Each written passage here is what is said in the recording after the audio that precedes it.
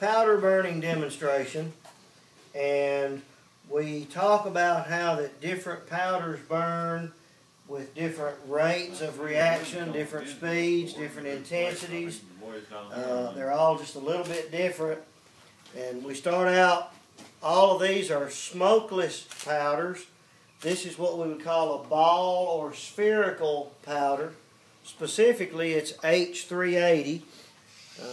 That name came, Bruce Hodgson is the founder of the Hodgson Powder Company, and he made that powder and just had it sitting on the shelf and decided to use it one day and found out that 38.0 grains worked real well in a 220 Swift, I believe. And from that point on, it became known as H380. Next, we have red dot powder, which is a Hercules. Is it Hercules? Herco? Yeah, it's all those three are Hercules. Red dot is characterized by little red flakes. Next, we have unique, and then we have blue dot. And blue dot has little blue flakes. And you can't tell the difference in those powders except the fact that they've got those little dots in them. The thing that's important there, if you reload, you need to make sure you keep those powders separated because they do burn differently. They have different intensities, different rates of burn. And one of those could be used as a Magnum shotgun powder. The other one might be a light load.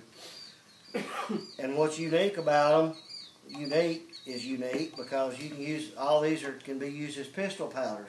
I've got a 44 special load that uses red dot, and it's a real nice, light, pleasant to shoot load.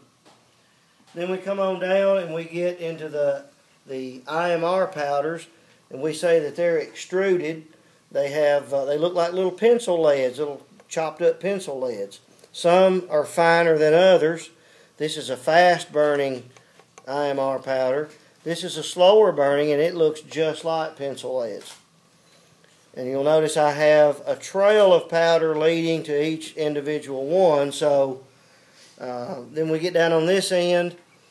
The first little container here has Triple F black powder. It's actual GoX black powder. It's not Pyrex, it's not 777, it's not Clear Shot or Clean Shot. It's regular GoX black powder, Triple F. And then this last little line is GoX Double F. And you can look at the difference in the granulation and see what the difference is. I didn't bring any 4F, which you'd prime a flintlock, but it would look almost like sand. It would be finer granulated than what you see here. Now on the cartoons, when the old cartoons, you see the guy running, cartoon character running, and he's got a little barrel that's got 3 X's written on it, or 4 X's. And he's running, and there's powder coming out the back of it, and somebody lights it, and it goes up and down the hill, and it follows him, and he's running, and it's kind of following him. Is that black powder in the cartoons? And the answer is no. It couldn't be, because black powder all goes at the same time, and you're about to see a demonstration of that. So, Mr. Shirley, are you ready? We're ready. Why are you standing way back over there? Smart. So I can get the whole thing in at one shot. Good, yeah. Randy said because he was smart. Well, anyway, all right, so we'll come down here, we'll light the H380, and you'll see that we didn't have an instant explosion. Burning very slowly. Very thoroughly. Very thoroughly, yeah. And then we get to this big pile, and you can actually feel the heat coming off of that. The shotgun powder goes a little faster. This is one of the IMR powders. A relatively, probably a medium burning powder.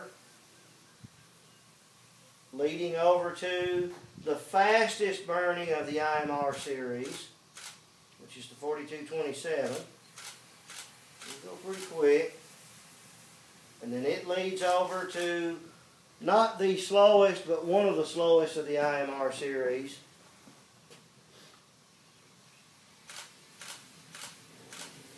typical in use in Magnum cartridges and things of that nature. And it's inching toward the black powder. Whoa! I'm gonna have to edit that now, thanks to the language. You just marked your dispenser. It did, didn't it? Oh, bad boy. So there's some of your black powder residue. Now, how fast did the black powder burn? Instantaneously. How much of the black powder burned when it started burning? All of it. All of it, immediately. And it did leave some residue and sort of made a mess.